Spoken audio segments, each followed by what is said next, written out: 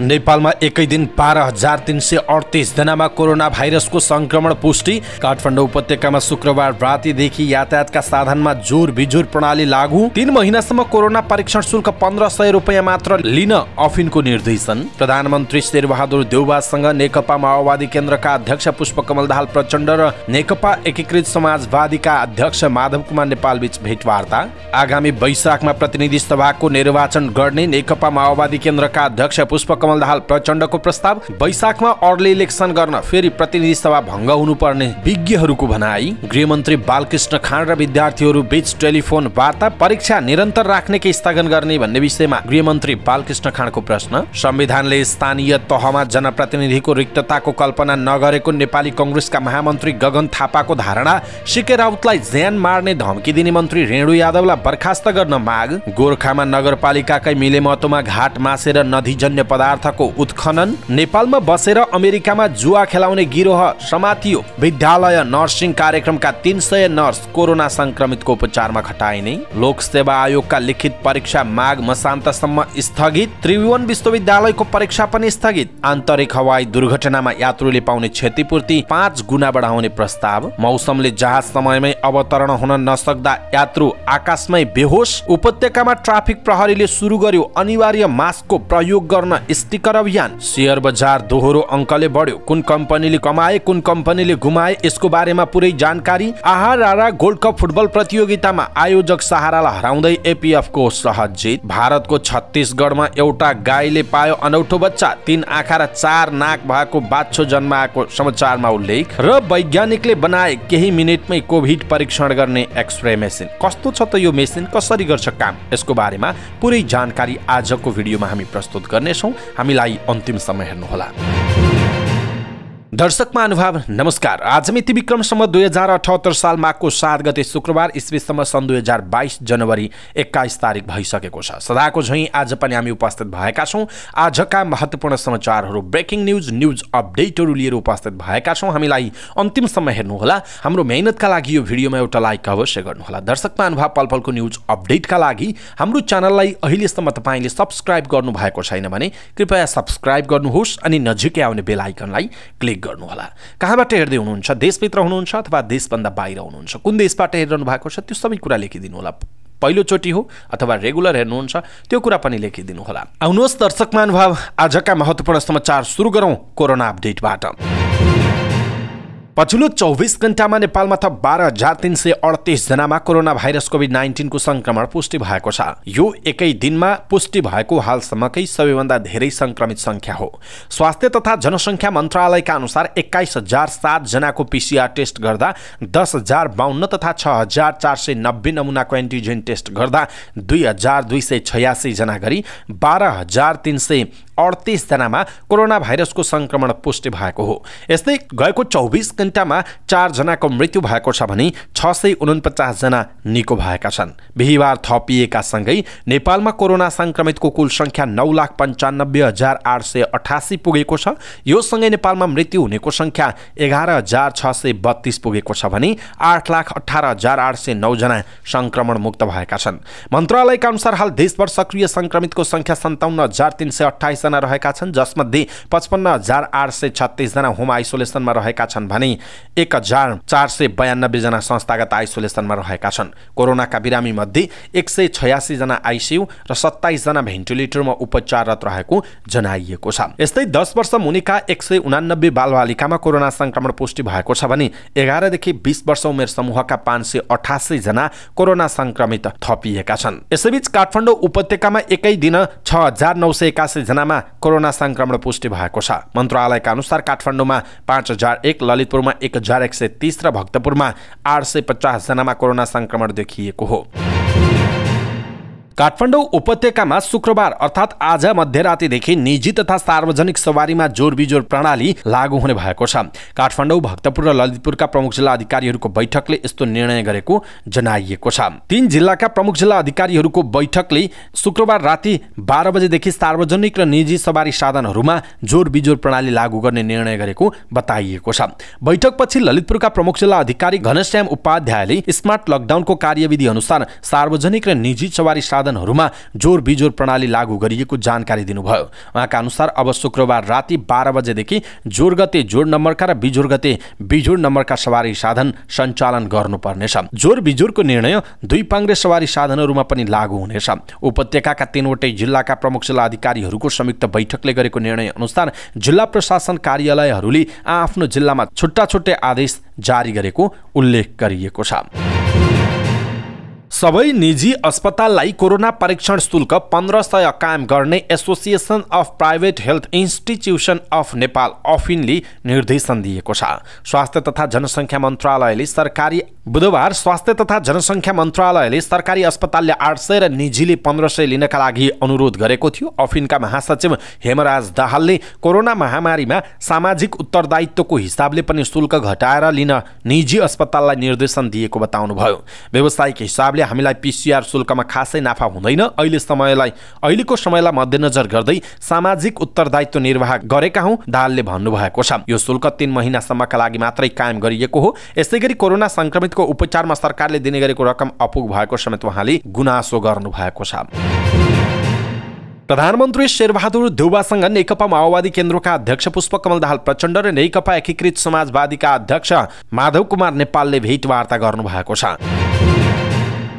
यसैबीच स्थानीय तहको चुनाव टार्न खोजेको आरोप लागिरहेका बेला सरकारको प्रमुख घटक नेकपा माओवादी केन्द्रका अध्यक्ष पुष्पकमल दाहाल प्रचण्डले आगामी वैशाखमा प्रतिनिधि सभाको चुनाव गर्ने प्रस्ताव अघि सार्नु भएको छ। राष्ट्रिय राजनीति आफ्नो वरिपरि घुमिरहोस् भन्ने चाहना राख्ने प्रचण्डको यो प्रस्तावले तरङ्ग त ल्याएको छ, तर टिट फर ट्याटको शैलीमा आएकाले प्रचण्डको प्रस्तावलाई सत्तारूढ र विपक्षी दलका नेताहरूले गम्भीर रूपमा लिएका छैनन्। प्रमुख प्रतिपक्ष नेकपा एमालेका एक पदाधिकारीले भनेका छन्, सरकारले घोषणा गरे एमालेले निर्वाचन इन्कार गर्दैन, तर त्यो प्रचण्डको धम्की मात्र हो, उहाँको भनाइरहेको छ। प्रचण्डले वैशाखमा चुनाव गर्ने प्रस्ताव गर्दा एमालेले लगातार संसद अवरुद्ध गरेको तर्क अगाडि सार्नु भएको छ। अधिवक्ता गोविन्द बन्दीले भने जे जस्ता कारण र तर्क गरिए पनि अर्ली इलेक्सनलाई संविधानले नचिन्ने उहाँको भनाइ छ। उहाँले भन्नुभएको छ, अर्ली इलेक्सनका लागि फेरि प्रतिनिधि सभा विघटनको विकल्प छैन। दलीय सहमतिमा होस् कि संसदबाट प्रस्ताव पास गर्ने भनियोस्, यो गर्नुपर्छ। संवैधानिक कानूनका जानकारहरूका अनुसार प्रतिनिधि सभा भङ्ग गर्न तयार भएमा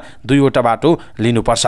प्रधानमन्त्री शेरबहादुर देउवाले प्रतिनिधि सभा विघटन र वैशाखमा निर्वाचन घोषणा गर्न सिफारिस गर्ने, अर्को हो सत्तारूढ दलले समर्थन फिर्ता लिने र प्रधानमन्त्री देउवाले राजीनामा दिने वा विश्वासको मत नपाउने अवस्था सृजना गर्ने। त्यसपछि संविधानको धारा 76(7) अनुसार प्रतिनिधि सभा विघटन र वैशाखमा निर्वाचन घोषणा गर्न सिफारिस गर्ने। यसरी वैशाखमा अर्ली इलेक्सन गर्न फेरि प्रतिनिधि सभा भङ्ग गर्नुपर्ने कुरा आएको छ। प्रचण्डले वैशाखमा अर्ली इलेक्सन गर्ने प्रस्ताव अगाडि सार्नु भएको छ। यसप्रति तपाईको धारणा के छ? आफ्नो धारणा तलको कमेन्ट बक्समा कमेन्ट गर्नुहोला। गृहमन्त्री बालकृष्ण खाँडले पूर्वाञ्चल विश्वविद्यालयले लिइरहेको बीए एलएलबी 4थो वर्षको परीक्षालाई निरन्तरता दिने कि कोभिड-19 संक्रमणको दर उच्च दरमा बढेकाले केही समय रोक्ने भनेर टेलिफोन संवाद गर्नुभएको छ। बीए एलएलबी को पहिलो, दोस्रो र तेस्रो वर्षमा उत्कृष्ट अङ्क ल्याएका मध्ये प्राञ्जली कणेल र अञ्जली तिवारीलाई टेलिफोन गरेर गृहमन्त्री खाँडले जारी परीक्षा सञ्चालन गरिरहने कि केही समय स्थगन गर्ने भनेर सोध्नु भएको हो। विश्वविद्यालयले पुसको 29 गतेबाट सुरु गरेको बीए एलएलबी 4थो वर्षको परीक्षा मध्ये बुधबार भएको परीक्षामा कोभिड-19 संक्रमित र संक्रामक नभएकालाई एउटै कोठामा राखिएको भन्दै परीक्षार्थीहरूले शान्तिपूर्ण धरना दिएका थिए। त्यो धरनामा प्रहरीले लाठीचार्ज गरेको भन्दै विद्यार्थीहरूको टोली बिहीबार गृहमन्त्री खाँडलाई भेट्न मन्त्रालय पुगेको थियो। काठमाडौँ स्कुल अफ ल भक्तपुर दधिकोटमा अध्ययनरत साइरस शर्मा, जीवन शर्मा, रश्मि रेग्मी, अर्णव चौधरी, अमृत मिश्र लगायतका विद्यार्थीहरू मन्त्री खाँडलाई भेट्न मन्त्रालय पुगेको जनाइएको छ। उनीहरूलाई मन्त्री खाँडले पढ्नमा ट्यालेन्ट विद्यार्थीले परीक्षा होस् भन्ने चाहना राखेको, तर परीक्षाको तयारी नगरेका विद्यार्थीले परीक्षा स्थगन भएमा केही तयारी गर्न पाइन्थ्यो भनेर स्थगनको माग राखेको भन्ने कुरा आएकाले यथार्थ के हो भनेर सोधेको बताइएको छ। त्यसपछि विद्यार्थीहरूले बीए एलएलबी पहिलो, दोस्रो र तेस्रो वर्षमा उत्कृष्ट अङ्क ल्याउने विद्यार्थीले पनि परीक्षा नदिएको बताउनुभयो। नेपाली कांग्रेसका महामन्त्री गगन कुमार थापाले संविधानले स्थानीय तहमा जनप्रतिनिधिको रिक्तताको कल्पना नै नगरेको बताउनु भएको छ। प्रमुख प्रतिपक्ष दल नेकपा एमाले र माओवादी केन्द्रका अध्यक्ष पुष्पकमल दाहाल प्रचण्डले वैशाखमा संसदीय र कार्तिकमा स्थानीय तह निर्वाचन गर्ने प्रस्ताव राखिरहेका बेला कांग्रेस महामन्त्री गगन थापाले ट्विटर मार्फत यस्तो कुरा बताउनु भएको हो। उहाँले ट्विटरमा लेख्नु भएको छ, हामीले बनाएको संविधानले स्थानीय तहमा जनप्रतिनिधिहरूको रिक्तताको कल्पना नै गरेको छैन, अतः निर्वाचन निर्वाचनबारे कुनै पनि निर्णय गर्दा स्थानीय तह रिक्त हुन पुग्छ भने त्यो असंवैधानिक नै हुन्छ उहाँको भनाइ छ। असंवैधानिक कदम विरुद्धको सङ्घर्षबाट बनेको यो सरकार भन्दै महामन्त्री थापाले सरकारका हरेक निर्णय संविधानको कस्तीमा सही हुनै पर्ने बताउनु भएको छ।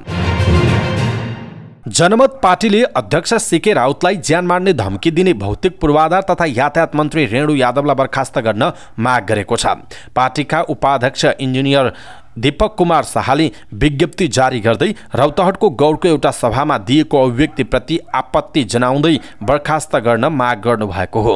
विज्ञप्तिमा भनिएको छ 2078 साल माघको 5 गते नेपाल सरकारका भौतिक पूर्वाधार तथा यातायात मन्त्री रेणु यादवले रौतहटको गौरको एउटा सभामा दिएको अभिव्यक्तिप्रति हाम्रो पार्टीको गम्भीर ध्यानाकर्षण भएको छ। अपराधिक अभिव्यक्ति दिने, हत्या हिंसा भड्काउन खोज्ने र अर्को नरसंहारको षड्यन्त्र रच्ने सो मन्त्रीलाई अविलम्ब बर्खास्त पर्दछ। देशकै संघीय मन्त्री जस्तो जिम्मेवार पदमा रहेको व्यक्तिबाट आएको सो अभिव्यक्ति चरम अपराधिक अभिव्यक्ति रहेको र किसान आन्दोलन तथा आम जनताको विरुद्धमा रहेको पार्टीको निष्कर्ष रहेको बताइएको छ। दर्शक महानुभाव, यसप्रति तपाईको धारणा के आफ्नो धारणा तलको कमेन्ट बक्समा कमेन्ट गर्नुहोला।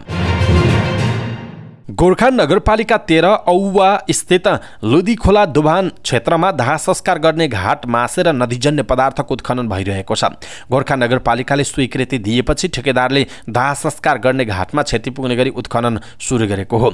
ढुङ्गा, गिटी तथा बालुवा उत्खनन, बिक्री तथा व्यवस्थापन सम्बन्धी मापदण्ड 2077 मा खोला नालाको किनारामा रहेका घाटलाई कुनै हानि नोक्सानी नहुने गरी उत्खनन गर्नुपर्ने भनिएको छ।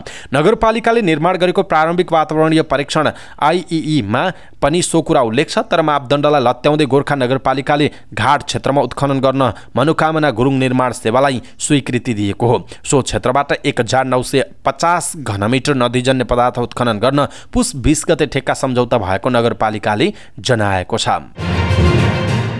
नेपालमा बसेर अमेरिकामा जुवा खेलाउने गिरोहलाई महानगरीय अपराध अनुसन्धान महाशाखाले समातेको छ। नेपालबाट मोबाइल एप्लिकेसन चलाएर अमेरिकामा जुवा खेलाएको अभियोगमा 12 जनालाई पक्राउ गरिएको महाशाखाका प्रमुख बसन्त बहादुर कुँवरले जानकारी दिनुभयो। उहाँका अनुसार पक्राउ पर्नेमा नेपालका मुख्य नायिके सुजेन्द्र थापा, प्रदीप मानसिंह बस्नेत, बुद्ध महर्जन सहित मनिष थापा, समीर थापा, कविता थापा, रविन खड्का, रोजा महर्जन, साहिल महर्जन, हनिसा महर्जन, विनोद ठगुन्ना र रमादेवी श्रेष्ठ रहेको बताइएको छ। उनीहरूले जुवा खेलाए बापत कमिसन पाउने गरेको कुँवरले बताउनुभयो। मुख्य 3 व्यक्ति बाहेक अन्य कामदारका रूपमा प्रयोग भएका थिए भने अन्यले कामदारका रूपमा जुवा खेल्न लिङ्क सेयर गर्ने गरेको पाइएको कुँवरले बताउनुभयो। घटनाबारे थप अनुसन्धान भइरहेको उहाँको भनाइरहेको छ। बागमती प्रदेश सरकारले विद्यालय नर्सिङ कार्यक्रमका लागि नियुक्त गरेका 300 नर्सलाई कोरोना संक्रमितहरूको उपचारमा खटाउने भएको छ। कोरोना संक्रमण बढ्दा जनशक्तिको अभाव हुन थालेपछि नर्सहरूलाई परिचालन गर्न लागेको स्वास्थ्य मन्त्रालयका प्रवक्ता वसन्त अधिकारीले जानकारी दिनुभयो। मन्त्रालयले आवश्यकता अनुसार जिल्ला अस्पताल वा स्वास्थ्य केन्द्रमा परिचालनका लागि स्वास्थ्य कार्यालयलाई पत्र पठाएको जनाइएको छ। कोरोना संक्रमण बढेपछि लोकसेवा आयोगले लिखित परीक्षाहरू माघ मसान्तसम्म स्थगन गरेको छ। आयोगको बैठकले लिखित परीक्षाहरू माघको 11 गतेदेखि माघ मसान्तसम्मका लागि स्थगित गर्ने निर्णय गरेको सूचना अधिकारी देवी प्रसाद सुवेदीले जानकारी दिनुभयो। माघ 11 गतेदेखि उपसचिवको परीक्षा तय भएको थियो। संगठित संस्थाका परीक्षाहरू पनि यही बीचमा तय भएका थिए। ती परीक्षाहरू अहिलेलाई स्थगित भएको बताइएको छ।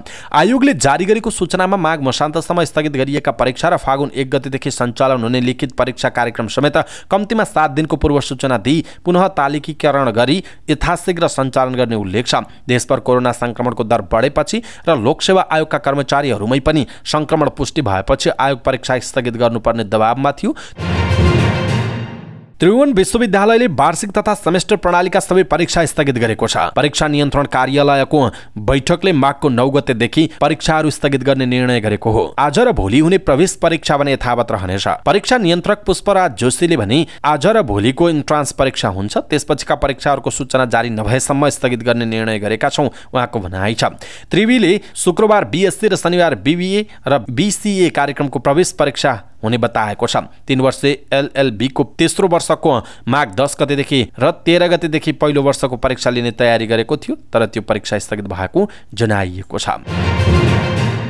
सरकारले आन्तरिक हवाई दुर्घटनामा यात्रुले पाउने क्षतिपूर्तिलाई अन्तर्राष्ट्रिय सरह बनाउन कानूनको मस्यौदा तयार पारेको छ। संस्कृति, पर्यटन तथा नागरिक उड्डयन मन्त्रालयका सहसचिव डाक्टर टोकराज पाण्डेका अनुसार मन्त्रालयले हवाई यातायात सेवा सञ्चालन संस्थाको दायित्व तथा बीमा सम्बन्धमा व्यवस्था गर्न बनेको विधेयकको मस्यौदा तयार गरेर पर्यटन सचिव महेश्वर नेउपाने समक्ष पेश गरिएको छ। 2077 चैतको 12 गतेको मन्त्रीस्तरीय निर्णयबाट यो कानूनको मस्यौदा तयार पार्ने जिम्मेवारी मन्त्रालयका सहसचिव बुद्धसागर लामिछानेको नेतृत्वमा 9 सदस्यीय कार्यदललाई दिइएको थियो। सो कार्यदलले तयार पारेको कानूनको मस्यौदा अनुसार आन्तरिक हवाई उडानमा समेत अब मन्ट्रियल महासन्धि 1979 का प्रावधान लागू हुने बताइएको छ, जस अनुसार हवाई दुर्घटनामा ज्यान गुमाउने व्यक्तिको निकटको परिवारले $1,00,000 अर्थात् 1,18 लाख रुपैयाँ क्षतिपूर्ति पाउने जनाइएको छ। काठमाडौँबाट नेपालगञ्ज उडेको बुद्ध एयरको जहाजमा एक यात्रु बेहोस भएका छन्। बुद्ध एयरका अनुसार काठमाडौँबाट 7:44 उडेको उडान नम्बर 451 जहाज निर्धारित समय अनुसार 8:44 अवतरण हुनुपर्ने थियो, तर नेपालगञ्ज विमानस्थलको मौसम प्रतिकूल भएपछि जहाज होल्डमा पर्यो। यो जहाज बिहान 9:18 अवतरण भएको थियो। सो क्रममा एक महिला यात्रु बेहोस भेटिएको र उनलाई बुद्ध एयरको एम्बुलेन्सबाटै नेपाल आर्मीको अस्पतालमा लगिएको थियो। अस्पतालमा सामान्य उपचारपछि उनी निको भएर फर्किएको कम्पनीका एक अधिकारीले जानकारी दिनुभयो। जहाज धेरै समय होल्ड भएपछि हातिएर बेहोस भएको जस्तो देखिन्छ। उहाँले भन्नुभयो जहाजमा 69 जना यात्रु रहेको जनाइएको छ। काठमाडौँ उपत्यकामा कोभिड-19 को संक्रमण बढेसँगै ट्राफिक प्रहरीले अनिवार्य मास्कको प्रयोग गर्न स्टिकर अभियान सुरु गरेको छ। ट्राफिक प्रहरीले सार्वजनिक सवारी साधनका चालक, सहचालक तथा यात्रुलाई अनिवार्य मास्कको प्रयोग गर्न अनुरोध गर्दै सवारी साधनहरूमा सूचनामूलक स्टिकर टाँस गरेको हो। काठमाडौँ मल अगाडि गरिएको कार्यक्रममा ट्राफिक प्रहरी महाशाखाका प्रमुख प्रहरी वरिष्ठ उपरीक्षक उमेश राज जोशी, यातायात व्यवसायी तथा पदाधिकारी र अन्य प्रहरी अधिकृतहरूले सवारी साधनमा चढ्दा अनिवार्य मास्क को प्रयोग गरौं भन्ने सचेतना युक्त स्टिकर टाँसेर अभियानको सुरु गर्नु भएको हो। साताको अन्तिम दिन नेप्से परिसूचक दोहोरो अङ्कले बढेको छ। बुधबार दोहोरो अङ्कले घटेको बजार बिहीबार 33.03 अङ्कले बढेर 2931.34 को बिन्दुमा पुगेको हो। बढेको बजारमा पनि अघिल्लो दिनको तुलनामा कारोबार रकम भने 25 करोडले घटेको छ। हिजो 229 कम्पनीको 1,89,89,744 किता शेयर दोस्रो बजारमा खरिद बिक्री भएको थियो। बुधबार 6 अर्ब 2 करोडको शेयर खरिद बिक्री भएकोमा हिजो कुल कारोबार रकम 5,77,31,00,000 रुपैयाँ मात्र छ। बिहीबार कारोबारमा आएका 13 उपसमूह मध्ये बैंकिङ र म्युचुअल फन्ड बाहेक सबै उपसमूहमा हरियाली छाएको छ। हिजो आइएमई जनरल इन्सुरेन्स कम्पनी बजारमा धेरै खरिद बिक्री हुने शेयरमा दरियो। हिजो उक्त कम्पनीको शेयर खरिद बिक्री 22 करोड भन्दा बढी रहेको छ। यसैबीच मैलुङ खोला र तेह्रथुम पावर कम्पनीको शेयर मूल्यमा सकारात्मक सर्किट लागेको थियो। समग्र बजारमा जलविद्युत कम्पनीका लगानीकर्ताले उच्च लाभ प्राप्त गरेका छन्। आइसिएफसी फाइनान्स कम्पनीको डिबेन्चरको मूल्यमा 4 अङ्कको गिरावट आएको छ। पोखरा रङ्गशालामा सुरु भएको 22औं आहारारा गोल्ड कपमा आयोजक सहारा क्लबलाई 2-0 हराउँदै विभागीय टिम एपीएफले जित निकालेको छ। एपीएफको जितमा आवास लामिछाने र प्रदीप लामाले समान 1-1 गोल गरेका छन्। प्रतियोगिताको उद्घाटन खेलको 13औं मिनेटमा एपीएफका आवास लामिछानेले पहिलो गोल गर्दै खेललाई अग्रता दिलाएका थिए। युरोपियन फुटबल खेलको अनुभव बटुलेका लामिछानेले जारी प्रतियोगिताको पहिलो गोलकर्ता बनेका छन्। खेलको सुरुवातमै गोल खान पुगेकाले सहारा दबावमा पुगेको थियो। निर्धारित पहिलो हाफमा 1-0 अग्रता लिएको एपीएफले दोस्रो हाफको सुरुवातमै दोस्रो गोल गर्दै अग्रतालाई दोब्बर बनाएको हो। खेलको दोस्रो हाफ 59औं मिनेटमा एपीएफका सनी श्रेष्ठको लामो पासलाई कन्ट्रोल गर्दै प्रदीप लामाले बललाई दोस्रो गोल चुमाएका थिए। खेलमा आवास Lamichhane man of the match घोषित भएका हुन्। मौसलकै चर्चित फुटबल प्रतियोगिताका रूपमा लिइएको आहारारा गोल्ड कपको यस वर्षको संस्करण दर्शक बिना भइरहेको छ। कोरोना महामारीका कारण प्रशासनले भिडभाड गर्न रोकेकाले दर्शक बिना प्रतियोगिता आयोजना गरिएको हो। प्रतियोगिताको दोस्रो खेल आजै हिमालयन शेर्पा क्लब र नेपाल पुलिस क्लब बीच हुनेछ। 10 वटा टिम सहभागी रहेको प्रतियोगिताको विजेताले 10 लाख र उपविजेताले 5 लाख रुपैयाँ पुरस्कार प्राप्त गर्ने जनाइएको छ। भारतको छत्तीसगढमा एउटा गाईले अनौठो बाछो जन्माएको छ, जसका 3 वटा आँखा र 4 वटा नाकका पुवाल छन्। छत्तीसगढको राजनन्द गाउँका निरज चण्डेल नामका किसानले पालेको होलिस्टिन फ्रिजियन नस्लको गाईले यस्तो अनौठो बच्चा जन्माएको हो। त्रिनेत्र सहितको बाछो जन्मिएपछि ठूलो संख्यामा स्थानीय गाउँलेहरू भगवान पशुपतिनाथको अवतार भन्दै बाछोको दर्शन गर्न गएका छन्। रातको समयमा गाई ब्याएको हुँदा सुरुमा त अनुहारमा चोट लागेको भन्ने ठानिएछ, तर पछि लाइट बालेर हेर्दा निधारमा तेस्रो आँखा र 4वटा नाक भएको थाहा पक्का भएको गाई धनी निरजले बताएका छन्। उक्त बाछो असामान्य देखिए पनि स्वास्थ्य अवस्था राम्रो रहेको र तेस्रो आँखाले पनि राम्रोसँग देखिरहेको उनले बताएका छन्। बाछोको जिब्रो सामान्यभन्दा केही लामो भए पनि राम्रोसँग आमाको दूध चुसिरहेको छ। स्थानीय गाउँलेहरूले उक्त बाछो पशुपतिनाथको अवतार लिएर जन्मिएको हुनाले अब गाउँमा सौभाग्य र खुसियाली छाउने विश्वास गरेका छन्। उनीहरू गाईको बाछालाई दर्शन गरेर फलफुल, दक्षिणा र नरिवल चढाउने गरेका छन्। स्मरण रहोस्, गत मे महिनामा बेलायतको नर्थ वेल्समा पनि यस्तै 3वटा आँखा भएको बाछो जन्मिएको थियो। र बेलायतका वैज्ञानिकलाई एउटा महत्त्वपूर्ण सफलता मिलेको छ। उनीहरूले एक्सरे मेसिन मार्फत कोभिड परीक्षण गर्न सकिने विधि विकास गरेका छन्। युनिभर्सिटी अफ वेस्ट अफ स्कटल्यान्डका वैज्ञानिकहरूले एक्सरेको प्रयोग गरी कोभिड परीक्षण गर्न सकिने विधि विकास गरेको डेली मेलले जनाएको छ। नयाँ आर्टिफिसियल इन्टेलिजेन्स प्रोग्राम समेत भनिएको नयाँ परीक्षण विधिलाई सहजै पीसीआर उपलब्ध नभएको अवस्थामा प्रयोग गर्न सकिनेछ। नयाँ परीक्षण विधिले पीसीआर भन्दा चाँडो भाइरस पत्ता लगाउन सक्ने समाचारमा उल्लेख छ, अर्थात् उक्त विधि मार्फत केही मिनेटमै कोभिड भए नभएको थाहा हुन सक्छ। त्यस्तै यो विधि 98% सही रहेको पनि वैज्ञानिकहरूले दाबी गरेका छन्। नयाँ प्रविधिबाट चाँडै नै कोरोना भाइरस पत्ता लगाउन सकिने भए पनि संक्रमणको सुरुवाती चरणमा एक्सरे मेसिनले कोभिड-19 का लक्षण नदेखाउने हुँदा पीसीआर परीक्षण पूर्ण रूपमा विस्थापित गर्न भने नसकिने बताइएको छ। अवस्था दर्शक महानुभाव, आजका महत्त्वपूर्ण समाचारहरू यति नै। हामीले प्रस्तुत गरेका समाचारहरूप्रति तपाईको धारणा के आफ्नो धारणा तलको कमेन्ट बक्समा कमेन्ट गर्नुहोला।